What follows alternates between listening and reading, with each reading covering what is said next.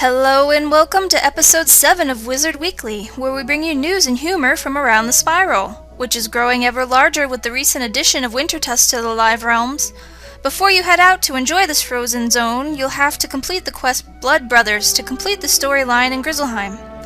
If you've completed this quest, you'll receive a summons from Merle Ambrose, headmaster of Ravenwood School, who will have you depart on your new extra credit assignment, Cold News. You then get to enjoy the Winter Wonderland of Wintertusk, which is comprised of 5 zones that cost 1,995 crowns each. If you're too short to ride the Wintertusk coaster just yet, Crab Alley is returned for levels 12 and up for the cost of 720 crowns. To return to Crab Alley, all you have to do is right-click the anchor that's been placed in Triton Avenue. However, if you'd like to quest there to find out what happened to our crustacean friends after the departure of Selena Gomez, make sure you talk to Homer Sunblade, who resides up by the power plant beyond the 2 teleporters in Triton Avenue. Several new spells have been added to the game. At level 35, Balder Goldpaws will summon you out to Old Town to inform you that he knows a guy who can help you out. A quick jaunt to Grizzleheim and a port to Ravenscar and your new spell is yours. As of right now, Ravenscar is not open to level 35 wizards, but Professor Greyrose has stated that this will be remedied shortly, and level 35 wizards seeking their new spells will soon have to go to Merkholm Keep instead, a zone that's within their leveling experience range. Level 55 wizards looking for new spells will have to complete the Surland area of Wintertusk before Balder Goldpaws will once again summon them all the way back to Old Town to pick up a new quest, the Runedown. Haven't these guys heard of cell phones? Jeez. If it's pets you're after, you're going to have to quest all the way to Norland, where the quest Norland Exposure will get you started on your way to being a proud new school pet owner. If you're not particularly fond of your pet, some extensive pet hatching on the test realms revealed that they can be mixed and matched, so you can experiment to find the best combination to suit yourself. A new feature that many wizards are excited about is the ability to finally stitch their wands, something we've been asking for forever. Another new feature is the ability to appear invisible to your friends list for those days when you just want to quest on your own in peace and quiet. The ability to toggle this on and off is in your privacy settings. Finally, the Crown Shop has gotten a facelift, with new tabs to reduce clutter, a new search feature to make your shopping experience quicker, and the ability to save your shopping preferences for the future. If you're not into the questing scene, you can always just put your feet up and enjoy the music, which was composed by Wizard101's Mystery Wizard, who just happens to be Nick Jonas of the Jonas Brothers. He's standing just outside the headmaster's office, sending you to Northgard, the central hub of Grizzleheim, where you can catch him composing. If you're looking for Nick, he's right there in the Grizzleheim Arena area, conducting a band of silver trumpet vines in what is no doubt his next creation. No word on just how long Nick is going to be in the game as of yet, leading some wizards to wonder if he isn't going to be a permanent addition.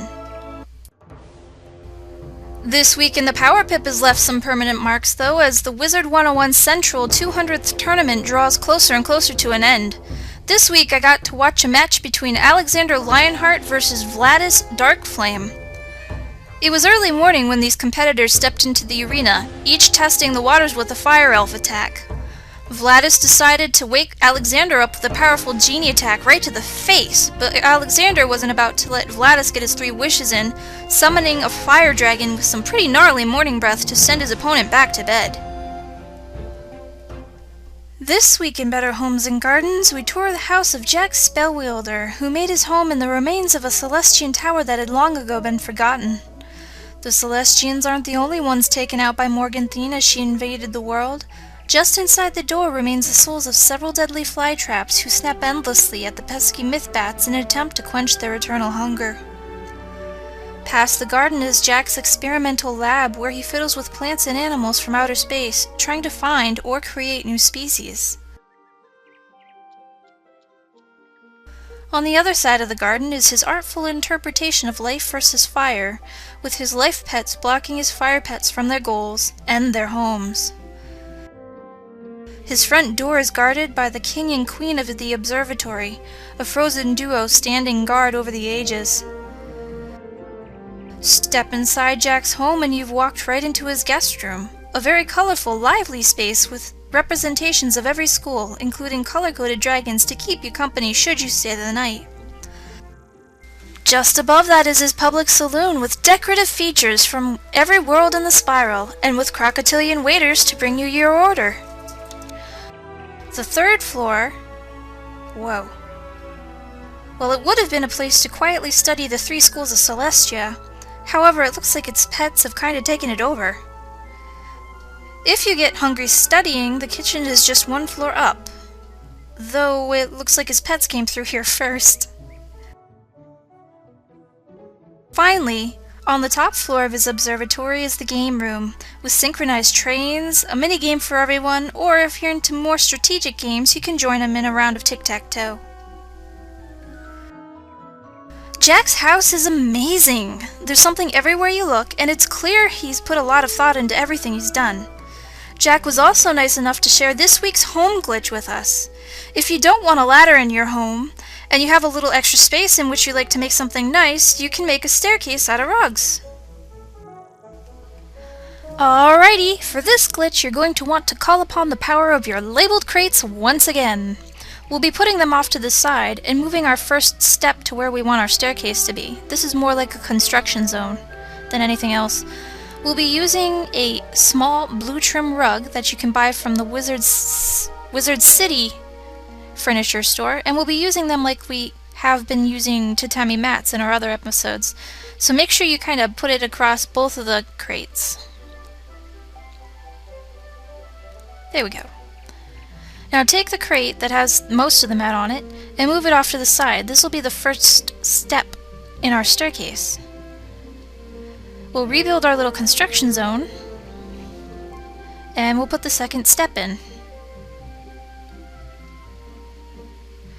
Now, I'd like to tell you that the small orange symbol mats don't work for this. They're just entirely too large. I tried it and it was a waste of money. And I'm feeling daring, so let's make a third tier.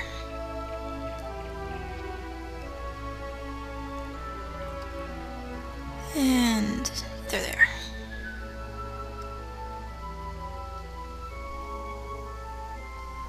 And congratulations, you've just made your very own staircase!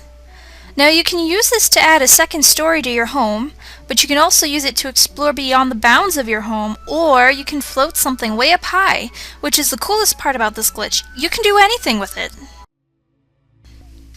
Moving right along to letters from the spiral, we'll start with a question from Aaron Shadowmancer, who would like to know, do you think King's Isle should create multiplayer pet games? It sounds like a good idea at first, and personally speaking, I'm dead tired of the current ones. I think watching grass grow is more entertaining than the maze game right now. However, I don't think multiplayer pet games are the solution to this. There's a couple reasons behind my logic. First one is there's a pet minigame for all 4 major stats your pet can attain: intelligence, willpower, strength, and agility, and different variations of each game that allow you to mix and match the different stats available to you. On top of creating a game system that allowed 2 to 4 players to join one game simultaneously, they'd also have to either make subdivision that allow players to get the stats they need, and they'd need to connect these across realms, and it sounds like a ton of work. It sounds like more work than it's worth. In the current pet minigames, you can escape out by hitting the X if you're having a bad experience too. Like on the cannon game, the wind is going 22 miles per hour in one direction and your target is behind 2 objects. You can hit X and get away from that and not have spent any energy on it, so you can replay the game and hopefully it's a little less insane this time. In multiplayer, there is no way for you to do that. For the game to be fair for all combatants, you'd have to be locked in there.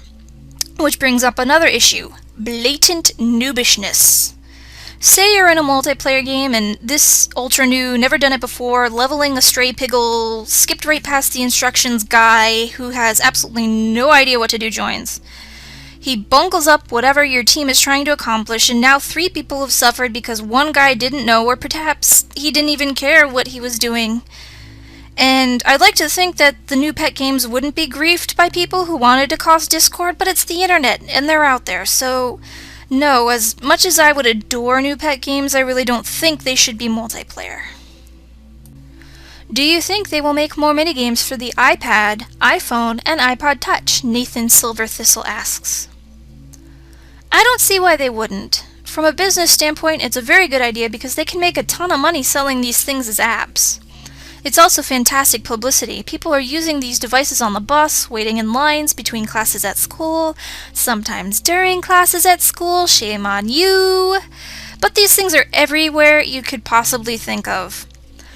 The person next to the wizard that's playing these games is going to lean over and inquire because it looks fun, and next thing you know, one more person knows about Wizard101, or at least about their minigames. If you take a look at the Angry Birds minigame, it's gone viral, and I think KingsIsle, if they decided to use this as a tool, could accomplish the same thing. It's like nearly free advertising, and their existing fan base is already having fun with it, so it's a win-win. Flash333 comes to us with his next question. What do you think about all the recent Crowns-only items appearing in the Crown store? I'm a little irked about it personally because I have a very limited amount of crowns. I don't purchase many because I have a subscription, and there's really nothing I want that I don't have already. But when there is something, I have to shuffle out and get a card, or I can just sit there and stare at it longingly until my eyeballs have burnt a hole through my screen. I understand why they're doing this from a business standpoint, though. It's great money, and people will go out of their way to buy pretty shiny things. They've also thrown us a bone in that most of the Crowns-only items are rare drops from particular bosses all over the spiral. I was miffed about the amulets because they were, for a while, literally Crowns only, but now that we can farm them off of bosses, it seems a little more fair to the people who don't have that much. While I'm not thrilled about it, I realize that it's just KingsIsle doing what they have to do to keep themselves going financially. Even though it doesn't feel like it sometimes, they aren't just taking our cash and adding it to their giant mountain of gold. Even businesses have to pay electric bills and phone bills. They recently added more server space to the spiral, so no doubt they're, paying that off, and they've got employees to pay too. At the end of the week, while they have made an income, it's not this monstrous money mountain that they just sit atop and laugh all day. Our last question this week comes from Ramses II, who inquires, how do you think the schools have been affected by the Wintertusk update? I wouldn't say the change is massive. Some schools probably won't even be using their new spells at all from what I'm reading, at least the lower level ones. From the life standpoint, my gameplay isn't going to be changing dramatically. I could see where triage would be helpful in arenas, but it's entirely too situational to use out in the spiral. The same thing goes for the new guiding light. If it was 0 pips, I'd be all over it, but it costs 2 for me to put a guiding light on my entire team, and, well, yes, I'm getting it too, and I believe it stacks. In the end, I'd rather just cast my rebirth spell that 1 extra turn sooner. Some schools got spells that made them a little more powerful, and I can see them using the new spells to their advantage, but I really don't think this change is going to be that monumental in gameplay.